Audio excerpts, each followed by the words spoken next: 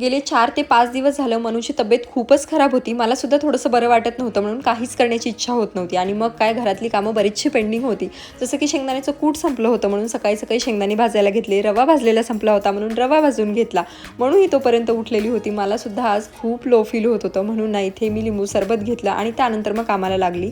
आता इथे नाश्ता बनवून झाला होता. दुपारच्या वेळेला ना माझं एक शूट होतं ते कंप्लीट केलं, ज्याचे व्हिडिओज ऑलरेडी तुम्ही इंस्टाग्रामवरती बघितले असतील.